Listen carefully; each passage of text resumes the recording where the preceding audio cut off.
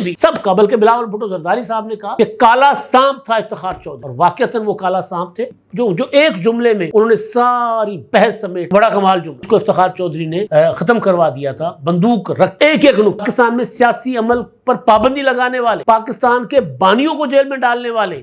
پہلا آئین توڑنے والے ایوب خان پر مجھے فخر ہے، وہ میرا دادا ہے، لیکچر دے جمہوریت پر اور آئین پر، بے شرمی کی انتہا ہے، ڈٹائی کی انتہا ہے۔ آج وکلانے نکلنا تھا، کچھ نہیں ہوا، کہا گیا تھا اینٹ سے اینٹ بجا دیں گے، آج پہلا دن تھا لیکن کہیں کوئی احتجاج کی کال نہیں آئی۔ السلام علیکم، میں امداد سومرو۔ 26ویں آئینی ترمیم نافذ ہو چکی ہوئی ہے اور اس کے اثرات آنا بھی شروع ہو گئے ہیں۔ تحریک انصاف کو جھٹکے پہ جھٹکا مل رہا ہے اور تحریک انصاف نے عدالتوں سے بھی دوڑ لگانا شروع کر دی ہے۔ آج ایک بڑا مقدمہ تھا جس میں تحریک انصاف نے براہ راست ججوں پر شخصی حملے کرنا شروع کر دیے۔ کون سا مقدمہ تھا، کیا کہا گیا تحریک انصاف کی طرف سے، ایک تو اس پر بات کریں گے۔ دوسرا، پی ٹی آئی کو ایک اور جھٹکا لگا ہے، تحریک انصاف کے اندر ٹوٹ پھوٹ۔ اب سوال یہ کیا جا رہا ہے کہ کیا قریشی خاندان پی ٹی آئی کے ساتھ ہے یا نہیں، کیونکہ یہ بھی جو 26ویں آئینی ترمیم کا زلزلہ پی ٹی آئی کے اوپر آیا تھا اس کے آفٹر شاکس ہیں۔ ذہن قریشی صاحب لاپتہ تھے، سامنے آ گئے، کہاں تھے، کیوں لاپتہ ہوئے، اس پر بھی بات کریں گے کیونکہ انہوں نے خود انکشافات کیے ہیں۔ اور پھر کل رات گئے تک، یعنی رات گئے تک جو آج رات تھی، جو قومی اسمبلی کا اجلاس چلتا رہا، اس میں تحریک انصاف کا کیا موقف تھا آئینی ترامیم کے حوالے سے۔ تحریک انصاف جن آئینی ترامیم کو تسلیم کر چکی اس پر اتنا شور و گوگا کیوں کر رہی ہے، کہاں کہاں تحریک انصاف نے آئینی ترامیم کو تسلیم کیا، اتفاق کیا، اور قومی اسمبلی میں اور سینٹ میں ووٹ تو نہیں دیا، لیکن کیا پی ٹی آئی کے جو قائدین تھے، عمر ایوب، علی ظفر، انہوں نے جو ترامیم کے نکات تھے، جو مسودہ تھا، جو ڈرافٹ تھا، اس کے اوپر کوئی بات کی یا نہیں کی، اور نہیں کی تو کیوں نہیں کی، ان سارے معاملات پر گفتگو ہوگی کیونکہ معاملہ بہت آگے جا چکا ہوا ہے۔ اب ظاہر ہے پاکستان کی عدالت کی شکل بدلنے جا رہی ہے، اور امکان بلکہ امید یہ ہے، توقع یہ ہے کہ اب کم از کم عدالتیں جو ہیں اس طرح پولیٹیکل انجینئرنگ کے لیے استعمال نہیں ہوں گی، اس طرح سیاست نہیں کریں گی، اس طرح جج صاحبان بیٹھ کر من پسند پولیٹیکل پارٹی کے حق میں فیصلے نہیں کریں گے، کیونکہ اب برابری کی عدالت جو ہے وہ پاکستان میں آنے جا رہی ہے۔ آئینی بینچ ہوگا، بے شک وہ سپریم کورٹ کا حصہ ہی ہوگا، لیکن اس میں تمام صوبوں سے برابر نمائندگی ہوگی، تمام جو ہے وہ اپنا جج صاحبان کی۔ کل رات، پہلے میں باقی معاملات پر آتا ہوں، جو جھٹکے لگے ہیں پی ٹی آئی کو، پی ٹی آئی نے ججوں پر حملے کرنا شروع کر دیے۔ میں سارے معاملات ایک ایک چیز آپ کے سامنے رکھوں گا، اور بڑی جو ہے وہ مفید ایک انفارمیشن ہوگی، مصدقہ انفارمیشن کہہ سکتے ہیں ہم وہ، اور آپ سے گزارش یہ ہے کہ آپ ویلاگ آخر تک دیکھیے گا کیونکہ کافی ساری چیزیں میں نے چنکس میں کرنی ہے، آپ کے سامنے رکھنی ہے۔ تو آغاز میں کرتا ہوں، جو رات گئے جو اجلاس چلتا رہا، اس میں 6 ارکان جو تھے حکومت سے ہٹ کے، یا یوں کہہ لیں جن کو پی ٹی آئی کلیم کرتی ہے، جن میں ایک ممبر ایم این اے جو تھے وہ قریشی خاندان سے تھے، ظہور قریشی صاحب، شاہد قریشی صاحب کے بھانجے وہ بھی تھے، اور پھر باقی جو ارکان تھے ان میں اپنا چودھری الیاس تھے، مبارک زیب، عثمان، محمد عثمان صاحب، اورنگزیب کھچی، ظہور قریشی، یہ لوگ تھے 6 لوگ جن کو مینیج کیا گیا تھا ووٹ دینے کے لیے۔ اگر یہ نہ ہوتے تو ظاہر ہے جو آئینی ترمیم ہے اس کو 2/3 نہیں مل سکتی تھی قومی اسمبلی میں۔ سینٹ میں تو بی این پی کے ارکان نے کام پورا کر دیا تھا، لیکن میں اب اس پر نہیں فوکس کروں گا کیونکہ اس کے حوالے سے پی ٹی آئی کے کچھ الزامات ہیں، یہ لوگ آزاد حیثیت میں تھے تو ان کے خلاف پی ٹی آئی کوئی قانونی کارروائی بھی نہیں کر سکتی، قانونی چارہ جوئی بھی نہیں کر سکتی، کیونکہ تحریک انصاف نے کسی مقام پر، کسی جگہ پر کوئی سیاسی حکمت عملی اختیار نہیں کی تھی۔ ایک کھلنڈروں کا گروہ ہے، الیکشن لڑ لیا، لوگوں نے ووٹ دے دیا، اب اس کو مینیج کیسے کرنا ہے، اس کو مینٹین کیسے رکھنا ہے۔ جی ہم سنی اتحاد کونسل میں جا رہے ہیں، جی ہم مجلس وحدت المسلمین میں جا رہے ہیں، جی ہم وہ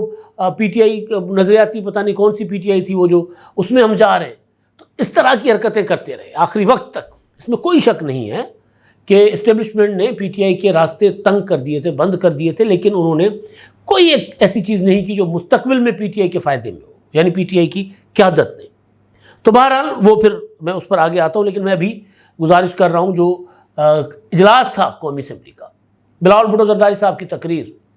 انہوں نے جسٹس منیر سے لے کے عمر عطا بندیال تک جتنے داغدار ججز سپریم کورٹ میں رہے، پھر افتخار چودھری تھے، ثاقب نثار تھے، سجاد شاہ تھے، اپنا مولوی مشتاق تھے، اور عمر عطا بندیال، کھوسا، جتنے بھی سب کا، بلکہ بلاول بھٹو زرداری صاحب نے کہا کہ کالا سانپ تھا افتخار چودھری، اور واقعتاً وہ کالا سانپ تھے، اور انہوں نے پارلیمنٹ کو ڈسا تھا، بار بار ڈسا تھا۔ افتخار چودھری حکومت نہیں چلنے دیتا تھا، بجلی کے منصوبے بند کروا دیتا تھا، ریکارڈنگ بند کروا دیا۔ اگر کوئی سیکرٹری لگاتے تھے وزیر اعظم صاحب تو سیکرٹری کا جو اپائنٹمنٹ ہے وہ کل عدم قرار دیتے تھے، وہ کہتے تھے میں کروں گا حکومت، میں کروں گا۔ ایک الگ سے انہوں نے اپنا جو ہے وہ اختیار جبرن لے لیا تھا۔ 58(2)B، جس کو میں بار بار کئی بار کہہ چکا ہوا ہوں کہ 58(2)B جو ہے وہ جو آئین سے ختم کر دی گئی تو ججوں نے اپنے پاس رکھ لی، اور وہ اختیار عمر عطا بندیال نے بھی استعمال کرنے کی کوشش کی تھی۔ وہ اختیار استعمال کیا ثاقب نثار نے بھی، یوسف رضا گیلانی کو گھر بھیجا اور نواز شریف صاحب کو گھر بھیجا۔ تو بلاول بھٹو نے تفصیلی بات کی، اور انہوں نے کہا کہ جی جو ایک جملے میں انہوں نے ساری بحث سمیٹ لی، وہ بڑا کمال جملہ تھا۔ انہوں نے بتایا تھا کہ جی اختیار جو کہا جا رہا ہے کہ ہم ججز کے تقرر کا اختیار چھین رہے ہیں ججز سے، تو ججز کا اختیار کبھی تھا ہی نہیں، کبھی نہیں تھا۔ کالونیل جب برٹش ایرا میں بھی، یہ انڈیا میں نہیں تھا وہ اختیار، اور پاکستان بننے کے بعد بھی وہ اختیار جو ہے وہ انتظامیہ کے پاس تھا، صدر اور وزیر اعظم کے پاس رہا مختلف اوقات میں، اور آخری اختیار محترمہ بینظیر بھٹو شہید نے استعمال کیا تھا، اور پھر یہ سوچ کر، یہ کہہ کر ان سے اختیار چھین لیا گیا تھا کہ یہ خاتون ہے وزیر اعظم 1996 میں، تو خاتون جج لگائے گی تو لہٰذا ملک کا نظام خراب ہو جائے گا۔ یہ اس گندی ذہنیت کے ساتھ وہ اختیار جو ہے وہ چھین لیا گیا تھا۔ پھر وہ عجیب و غریب قسم کی چیزیں تھیں۔ بہرحال فائنلی پھر جوڈیشل کمیشن، جس میں پارلیمنٹ کی برابر نمائندگی تھی 18ویں ترمیم میں، جس کو افتخار چودھری نے ختم کروا دیا تھا بندوق رکھ کے، تو ایک ایک نقطہ بلاول بھٹو زرداری صاحب کا انہوں نے بتایا کہ جی کیا کیا، اور پھر فائنلی انہوں نے یہ تک کہہ دیا کہ میں باقی شکریہ ادا کیا مولانا فضل الرحمان صاحب کا، شہباز شریف صاحب کا، اعظم نذیر تارڑ کا، جتنے لوگوں سے انہوں نے، ایمل ولی خان صاحب کا، سب کا، لیکن جو انہوں نے ایک کمال بات کی، وہ جوانوں کو پیروں کا استاد کر، بالکل وہ بات انہوں نے کہا کہ جی میں تحریک انصاف والوں کا بھی شکر گزار ہوں، انہوں نے انگیج کیا ہمارے ساتھ۔ ان کے پاس جتنی سیاسی سپیس تھی، یعنی وہ ہٹ دھرم بڈھا جو ہے، اگر وہ ان کو سپیس دیتا، اگر وہ ہٹ دھرمی سے ہٹتا تو پھر پی ٹی آئی بھی اتفاق تو کر چکی تھی، ووٹ بھی کر دیتی، اور پھر ترامی متفقہ ہو جاتی۔ مولانا فضل الرحمان صاحب کے ساتھ کل بیرسٹر گوہر نے کھڑے ہو کر پریس کانفرنس کی، اور جس میں انہوں نے کہا کہ ہمیں تو آئینی ترامیم کا تو مسئلہ نہیں ہے، ہمیں طریقہ کار پر مسئلہ ہے، پھر یہ کہ ہمارے لیڈر نے اجازت نہیں دی۔ مولانا فضل الرحمان صاحب نے کہا، بیرسٹر گوہر ساتھ کھڑے ہیں، کہ جی انہوں نے ایک ایک نقطے پر اتفاق کیا، اختلاف جو ان کا نہیں تھا آئینی ترامیمی پیکج کے اوپر، ڈرافٹ کے اوپر، بس یہ ہے کہ یہ کہہ رہے ہیں کہ جی ہمارے لیے حالات اچھے نہیں، ہمارے لیڈر جیل میں پڑے ہوئے ہیں اور ہمارے ارکان کو اٹھایا جا رہا ہے، تو ان حالات میں ہم ووٹ نہیں کر سکتے۔ یعنی ڈرافٹ سے اختلاف نہیں تھا، ان کے ساتھ جو جبر اور ہو رہا ہے وہ بقول ان کے، اس سے انہوں نے اختلاف کیا۔ بلاول بھٹو زرداری صاحب نے کہا کہ جی مسلم لیگ نون جو حکمران جماعت ہے، ان کا کم از کم پوائنٹس تھے اس ڈرافٹ میں جو منظور ہوا، اس کے بعد پیپلز پارٹی کے زیادہ سے زیادہ تھے، مولانا فضل الرحمان صاحب کی جماعت کے تھے، اور 99.9% جو تحفظات تھے پی ٹی آئی کے وہ ختم کر دیے گئے تھے۔ 99.9 یعنی تقریباً 100% تحفظات ختم ہو گئے تھے۔ اس پر انہوں نے کہا کہ جی میں ان کا بھی شکریہ ادا کرتا ہوں، انہوں نے بھی ہمارے ساتھ انگیج کیا۔ تو اب اس کے جواب میں عمر ایوب نے تقریر کی، سوچیں 36 سال کے نوجوان کی تقریر اٹھا کر دیکھ لیں، اس کا ایک ایک قدم اٹھا کر دیکھ لیں کہ وہ کس طرح اپنا افہام و تفہیم کے لیے چلا ہے۔ اور وہ عمر ایوب اول تو مطلب بندہ سوچے کہ کہے کہ جی مجھے اپنے دادا پر فخر ہے، یعنی کس پر؟ پاکستان میں پہلا مارشلہ لگانے والے field marshal general Ayub Khan پر فخر ہے، پاکستان میں سیاسی عمل پر پابندی لگانے والے، پاکستان کے بانیوں کو جیل میں ڈالنے والے، پہلا آئین توڑنے والے ایوب خان پر مجھے فخر ہے، وہ میرا دادا ہے۔ اور پھر وہ بندہ کھڑے ہو کر ہمیں پارلیمنٹ میں لیکچر دے جمہوریت پر اور آئین پر، بے شرمی کی انتہا ہے، یہ ڈٹائی کی انتہا ہے۔ پہلے آپ کہیں کہ جی میرے دادا نے جو کیا میرا اس سے کوئی تعلق نہیں ہے، میں اس پر شرمندہ اپنے آپ کو سمجھتا ہوں کہ وہ میرے دادا تھے۔ خواجہ آصف صاحب نے معافی مانگی کہ جی میرے باپ نے ضیاء الحق کا ساتھ دیا تھا، وہ ان کا کردار تھا، لیکن میں اس سے قوم سے معافی مانگتا ہوں۔ آپ معافی نہ مانگے، آپ کہہ سکتے ہیں کہ جی میرا دادا ایک ڈکٹیٹر تھا، ایک آمر تھا، میں اس کی سیاست پر، اس کی لیگیسی پر نہیں چل رہا، میں آئین اور جمہوریت پر چل رہا ہوں۔ پھر کھڑے ہوئے جی بچکانہ حرکت، آغاز میں اسپیکر صاحب بلاول بھٹو نے 50 منٹ تقریر کی ہے تو میں بھی اتنی ہی تقریر کروں گا، بچکانہ مقابلہ، اس کو 2 ٹرافیاں ملی ہے تو مجھے بھی 2 ٹرافیاں دے دیں، یہ والی حرکت۔ پوری تقریر میں ایک جملہ آئینی ترمیموں کے اوپر نہیں ہے، ایک جملہ کہ جی یہ آئینی ترمیم ایسے ہونی چاہیے تھی۔ دوسری چیز کہ ایک لمحے کے لیے بھی انہوں نے کنٹراڈکٹ نہیں کیا کہ بلاول غلط کہہ رہا ہے کہ ہم اتفاق کر چکے تھے یا ہمارے تمام تحفظات دور کر دیے گئے تھے آئینی ڈرافٹ پر، یا مولانا فضل الرحمان صاحب نے غلط بیانی کی تھی کہ ہم متفق ہو گئے تھے۔ یہ مطلب اس کا مطلب یہ ہے کہ آئینی ترمیموں پر پی ٹی آئی نے ووٹ بے شک نہیں دیا، لیکن ڈرافٹ کے اوپر ان کا کوئی اعتراض نہیں تھا، ابھی تک انہوں نے کوئی ایسی بات نہیں کی۔ ہاں، پی ٹی آئی کے وکیل حامد خان صاحب آج جس ڈیسپریشن میں چیف جسٹس کے سامنے کھڑے ہو کر بات کر رہے تھے، میں اس پر بھی آتا ہوں، وہ جو ڈیسپریشن ہے وہ نظر آ رہی ہے کہ ان کی ڈیسپریشن کیوں ہے۔ بہرحال کل رات قومی اسمبلی کے اجلاس میں فائنلی 225 ارکان یعنی 2/3 میجورٹی سے ایک ممبر زیادہ تھا، ایک ووٹ زیادہ تھا، قومی اسمبلی نے منظوری دے دی۔ اس سے پہلے سینٹ کی منظوری ہو گئی تھی، اور آج صدر مملکت نے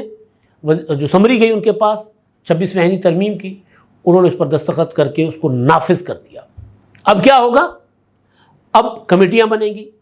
12 رکنی پارلیمانی کمیشن بنے گا چیف جسٹس کے تقرر کے لیے، ممکن ہے آج بن جائے، کل بیٹھ کر وہ اناؤنس کر دیں کہ چیف جسٹس کون ہوں گے، منصور علی شاہ صاحب ہوں گے، منیب اختر ہوں گے، یہی آفریدی ہوں گے یا کوئی اور ہوں گے، کیونکہ اگر یہی آفریدی کے لیے کہا جاتا ہے کہ اگر وہ بنے تو شاید وہ انکار کر دے تو کوئی اور ہو۔ مجھے نہیں لگتا کہ آفریدی صاحب اب پارلیمنٹ کی بنائی ہوئی آئینی شک کے اوپر اگر ان کو بنایا جائے گا تو اس سے انکار کریں گے، لیکن ایک تو یہ ہوگا۔ دوسرا، جو جوڈیشل کمیشن میں جو نمائندگی ہے پارلیمنٹ کی وہ آ جائے گی، تو اس کے بعد ججز کے تقرر کا طریقہ کار بھی ظاہر تبدیل ہو جائے گا، اور باقی چیزیں پھر ساتھ ساتھ چلتی رہیں گی، لیکن جو فوری نوعیت کا کام ہے وہ جوڈیشل کمیشن کا قیام ہوگا، اور پھر چیف جسٹس کے تقرر کے لیے پارلیمانی کمیشن کا قیام ہوگا۔ جوڈیشل کمیشن جو ہے وہ آئینی عدالت کے لیے ججز کا تعین کرے گا کہ کون کون سے ججز ہوں گے، تو یہ فوری چیز ہو جانی ہے۔ اب ظاہر ہے پی ٹی آئی کو یہ بارے میں نہیں تھا، وہ یہ سمجھتے تھے کہ منصور علی شاہ صاحب آئیں گے تو ہماری سیاست زندہ ہو جائے گی، مسلم league known who, Peoples party who, Tehreek Insaf who, Jamaat Islami who, J you F ہو، اگر کسی chief, services chief, army chief ہو، کوئی اور چیف ہو یا چیف جسٹس، اگر ان کے آسرے پر، ان کے سہارے پر، ان کی بیساکھی پر سیاست کریں گے تو آگے بہت بڑا گڑھا ہے جس میں جا کے گریں گے، جس میں پی ٹی آئی گری ہوئی ہے۔ چیف پھر وہ آئی ایس آئی چیف بھی ہے۔ جیسے ہی یہ ساری سہولت کاریاں پی ٹی آئی سے چھین لی گئیں، اور آخری امید جسٹس منصور علی شاہ صاحب تھے، جب نظر آ رہا ہے کہ وہ آخری امید بھی شاید نہ بھر آئے، اگر منصور علی شاہ صاحب چیف جسٹس بن بھی گئے سپریم کورٹ کے تو آئینی معاملات تو کسی اور کے پاس جائیں گے، تو پھر پی ٹی آئی کا کیا ہوگا؟ وہ پریشان ہے۔ اس ڈیسپریشن میں آ کر آج جو انٹرا پارٹی الیکشن کا معاملہ تھا، اس میں اپنا چیف جسٹس صاحب کی سربراہی میں پی ٹی آئی کے انٹرا پارٹی الیکشن کی نظر ثانی کی جو اپیل تھی، اس پر چیف جسٹس مسرت ہلالی صاحبہ، جسٹس محمد علی مظہر صاحب کی عدالت میں سماعت ہوئی، اور اس میں اپنا حامد خان صاحب جو پی ٹی آئی کے وکیل تھے، ان سے کہا گیا کہ آپ دلیل دیں، انہوں نے کہا میں دلیل نہیں دوں گا۔ مسرت ہلالی صاحبہ نے کہا کہ جی آپ اپنا انٹرا پارٹی الیکشن ہی نہیں کروا رہے اپنے آئین کے مطابق، 1 ہفتہ 2 ہفتہ لگتا ہے، آپ کو مہلتیں بھی دی گئی، آپ انٹرا پارٹی الیکشن ہی نہیں کروا رہے۔ جب آپ وزیر اعظم تھے عمران خان صاحب، تب بھی آپ نے مہلت لی تھی اور آپ نے الیکشن نہیں کروایا تھا، تو اس میں عدالت کیا کر سکتی ہے؟ محمد علی مظہر صاحب نے کہا کہ اگر آپ اپنے آئین پر نہیں چلنا چاہتے، آئین کے مطابق انتخابات نہیں کروانا چاہتے، تو آپ اپنا آئین بدل لیں پارٹی کا۔ بہرحال چیف جسٹس صاحب نے کہا کہ جی آپ دلائل دیں، انہوں نے کہا کہ جی میں دلیل نہیں دوں گا۔ چیف جسٹس صاحب نے کہا چلیں ویسے ہی گفتگو کر لیتے ہیں۔ تو بہرحال کیوں دلیل نہیں دیں گے؟ تو حامد خان صاحب نے کہا کہ جی میں وہ بات کہنا نہیں چاہتا۔ تو انہوں نے کہا جو کہنا ہے، چیف جسٹس صاحب نے کہا جو کہنا ہے ادھر کہیں، ٹی وی پر جا کر نہ بیٹھے، مجھے اچھا لگتا ہے کہ آپ میرے سامنے میرے منہ پر میرے خلاف بات کریں۔ تو انہوں نے کہا چلیں پھر آپ کہتے ہیں تو پھر سن لیں کہ میں کسی معتصب جج کے سامنے دلائل نہیں دوں گا، آپ ہمارے خلاف تعصب رکھتے ہیں، میں کسی تعصب پرست جج کے سامنے دلیل نہیں دوں گا۔ چیف جسٹس صاحب نے کوشش کی، پھر وہاں پر بیرسٹر گوہر تھے اور ایک اور تھے علی ظفر صاحب تھے، ان کو کہا آپ دلائل دیں، انہوں نے دلائل نہیں دیے۔ تو فائنلی یہ کہا گیا کہ جی دیکھیں وہ آئینی بینچ بن رہے ہیں، یہ ہو رہا ہے۔ چیف جسٹس نے کہا کہ جی مجھے نہیں پتہ آئینی ترامیم کیا ہوئی ہے کیا نہیں ہوئی، مجھے نہیں پتہ، یہ معاملہ میرے سامنے ہے، کیونکہ تب تک وہ نہیں ہوا تھا، ابھی اپنا صدر نے دستخط نہیں کیے تھے، تب تک وہ آئینی ترامیم بھی پروسیس میں تھی، نافذ نہیں ہو چکی تھی۔ تو انہوں نے کہا کہ جی مجھے نہیں پتہ کیا ہو رہا ہے کیا نہیں ہو رہا، میرے سامنے معاملہ ہے، آپ نے اپیل دائر کی ہے، آپ دلائل دیں۔ انہوں نے کہا نہیں، ہم اس میں الگ سے بینچ چاہتے ہیں، ہم لارجر بینچ چاہتے ہیں۔ تو اب دیکھیں نا دوگلا پن، وہ جو معاملہ تھا 63A والا، اس میں منیب اختر نے بیٹھنے سے انکار کیا تو ان کی جگہ دوسرے جج آ گئے، تو یہی حامد خان، یہی پی ٹی آئی والے کہہ رہے تھے کہ جس جج نے سنا ہے، فیصلہ دیا تھا، وہی جج سنے۔ انہوں نے انکار کر دیا، دوسرے جج کو اپوائنٹ کر دیا گیا، بینچ میں شامل کر دیا گیا۔ اب یہاں کیا کہہ رہے ہیں کہ نہیں آپ نہ سنیں، ہم کوئی اور لارجر بینچ چاہتے ہیں اور بڑا بینچ چاہتے ہیں کہ وہ نظر ثانی سنے۔ تو انہوں نے کہا جی نہیں، یہ تو نظر ثانی ہے، کوئی قانون کے مطابق تو ہم کوئی بڑا اور بینچ نہیں بنا سکتے۔ تو فائنلی چیف جسٹس صاحب نے بڑا کوشش کی کہ